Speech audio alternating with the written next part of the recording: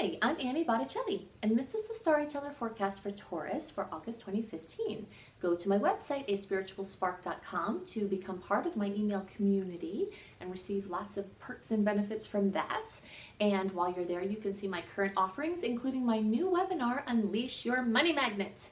So what do we have going on in August? We have a whole bunch of things to talk about, a lot of exciting things to talk about.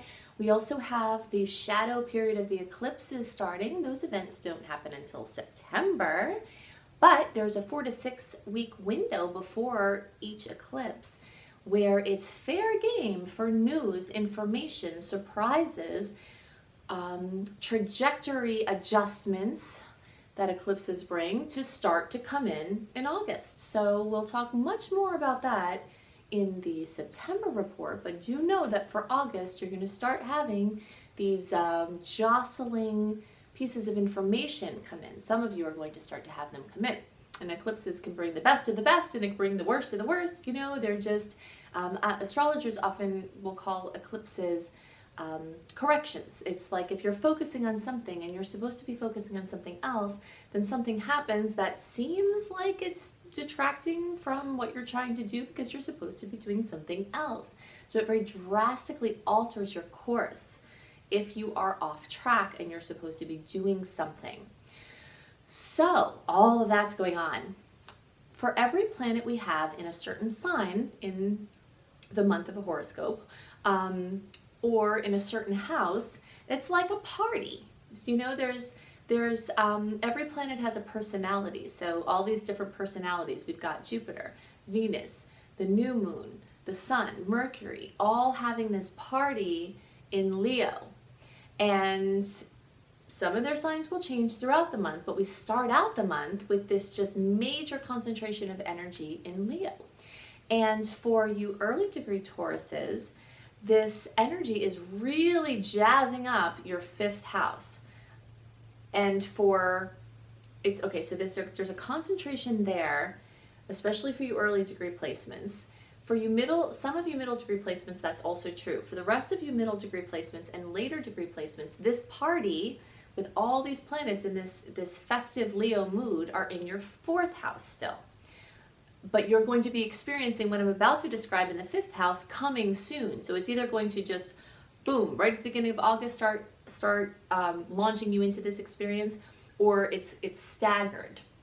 And there's 2 main groupings of the experience. There's the short-term experience, so like the month or 4 to 6 week experience, and then there's the long-term experience, which is brought to us by Jupiter, because the other planets that we mentioned, or events, the new moon, the sun, Mercury, Venus, those are fast-moving planets. So when they are somewhere in your chart, they're not there for very long, so it brings more of, you know, a very current mood. But then when something like Jupiter, which is a longer-term planet, it takes 12 years to move around, moves into a certain house, which for you it's also moving into this 5th house, although that's only going to be really relevant for you early degree placements. At this point, it's going to be staggered and becoming into the rest of 2015 or even into next summer for you late degree placements. But it's starting a theme of 5th house. So understanding the 5th house is very important to either what is current for you, what is about to come, and what is a long-term theme.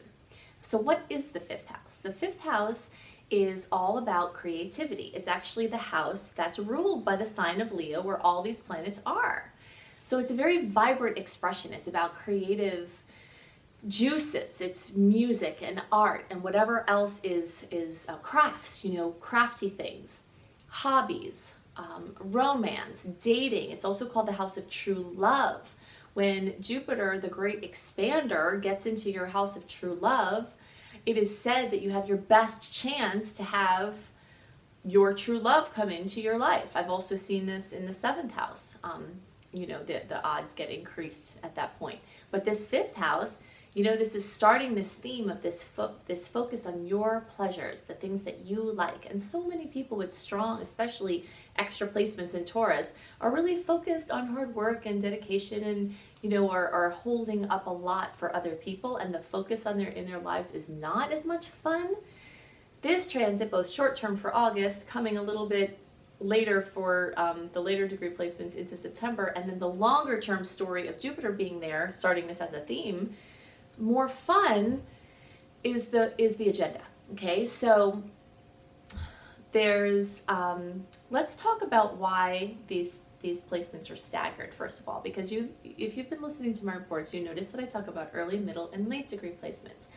And this is extra work for me. This is a little bit harder to explain. This takes more looking at the charts beforehand, and this takes more in the translation. But to me, it's worth it, because if you have an early degree placement of Taurus, your chart looks really different than if you have a late degree placement in Taurus. And in fact, if you have a late degree placement in Taurus, either through the moon or the sun or your rising sign, whatever you're watching this video for, I highly advise that you add to what you watch each month the Gemini report, and pay attention when I talk about early Gemini placements. The early Gemini chart and the late Taurus chart are pretty much identical. And a lot of things that I go deep into it, I'm talking about early placements and general Gemini placements that are starting, are actually more current for late degree Taurus placements than they are than the report is for the regular Taurus. So listening to both will bring you important pieces. But the reason why it's staggered like this is because there's 360 degrees in a circle. So there's 12 signs. So 360 divided by 12 is 30 degrees. There's 30 degrees in each sign. So if you stretch that sign out in a line, I'm using this marching band analogy this month because that just came to me and it makes a lot of sense to try to illustrate this point. So if you have the whole sign of Taurus stretched out on a street or a marching band, the marching band being whatever the upcoming transits are, and in this case a really loud involved marching band because there's a lot of planets in one place at one time. So the earlier degree placements are at the front line of where the marching band comes, and then there's the middle degree placements, then there's the late degree placements. So when the marching band comes, which is this cluster of Venus and the Sun and the new moon and Jupiter and Mercury, comes for the early degree placements, you're feeling the marching band in the middle and late degree. You're like, wow, okay, I feel this energy you're talking about, it's coming, it's further away, but it's still around, and there's a chance for manifestation, but that chance for a front and center experience increases when the marching band moves along and it's in the middle degree, front and center, and then when it's for the middle degree, it's kind of just left the early degree and they're already focusing on the post show from the marching band. You know, it's like that there's something else new front and center for them, but the energy is still kind of present from what had just passed. And then it moves on to the late degree, and that's front and center for them, but it takes a little bit of time, and the degree to which this is staggered is determined by how fast the planets involved are moving.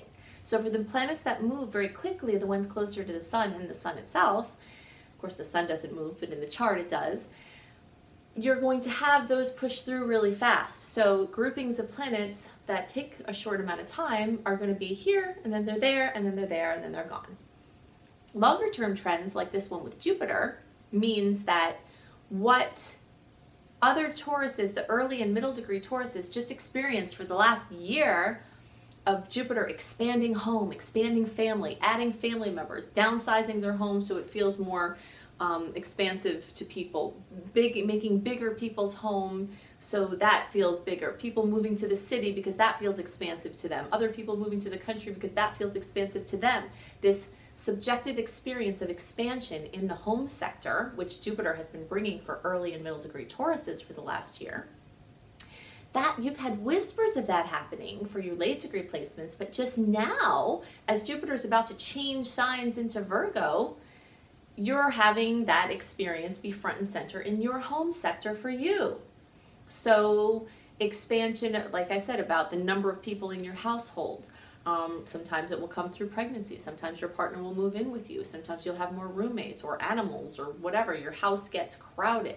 Some people will have major real estate dealings. Some people will get deep into ancestry. Anything that expands your home or family. This is also the psychology of childhood, so any endeavors involving that could be very much expanded. Some people feel more expanded in a bigger house. Those people might have Jupiter bring them a bigger house. Other people are so sick of their heavy mortgage that they say, the heck with all of it, I'm downsizing, and that feels expansive to them. So your later degree placements, you're going to start to have a lot of those experiences if you haven't experienced it already when Jupiter was front and center for the first and middle placements of the sign. But now for you early degree placements, the trend that's starting, and this will come later in the year for the middle degree placements and into next year, well into next year, into next summer for the later degree placements, Jupiter is moving its benevolence, its expansion into this house of crafts and hobbies and fun. It's very common, and I just experienced this because in one of my charts I have Jupiter in my 5th house, and they say that sometimes you find a craft that you just absolutely love. And I don't really have a lot of time for things like that, but something came to me of all bizarre things, which is felting. I had never felted before. I never thought about felting. And I found that I actually have quite an amazing knack for felting of all the crazy, and I love it. It makes me crazy to think about it. And that is one of the, actually I'll show you something. This is pretty funny. Look at this thing. It's a bumblebee. Isn't that adorable? Anyway, felting of all things, but it's like, I love it. And so now that you're having Jupiter move into your 5th house of hobbies and just things that are just fun for the sake of being fun, you know, your chance of finding a hobby that usually will just come to you, you know, like, oh, I feel like doing this, that you're good at, you like it, it's fun, it feels natural for you, those odds are increased dramatically. And I knew this about a Jupiter transit, and I thought, well, gosh, wouldn't it be funny if a hobby came to me? But again, I'm not actively looking for hobbies. I'm not in that kind of mode. I have way too much going on. But that Jupiter transit just weaseled it in to this fun, delightful thing just for the sake of fun. This house is all about fun and what is fun for you. So back to the true love business here, because this is, you know, a big thing. Now, remember that Venus is in retrograde. If you haven't listened to my Venus retrograde video, you really need to go back and do that, because Venus in retrograde this happens once every 18 months. It's not as common as Mercury retrograde. People don't know as much about it. And there's a lot of major do's and don'ts during Venus retrograde. And one of them is don't look for new love in Venus retrograde. So while you've got Jupiter starting to, you know, sass up your house of romance, you want to be really careful of new people that come in when Venus is in retrograde. So definitely listen to my Venus retrograde report, because I go into way more detail so you can understand the other transits at play. But the bigger theme of Jupiter being in your house of romance is it makes it more likely that you're going to pair up with someone that's really good for you. And this is a trend that is, again, a long term, it's starting. So that's really exciting. You know, there's many a person who've attracted their perfect partner when they had Jupiter, the great benefic, transiting their house of love and romance. More spice back into your current romance is another way that this can manifest. Your interest in such things is more likely to happen. All of this is more likely to happen.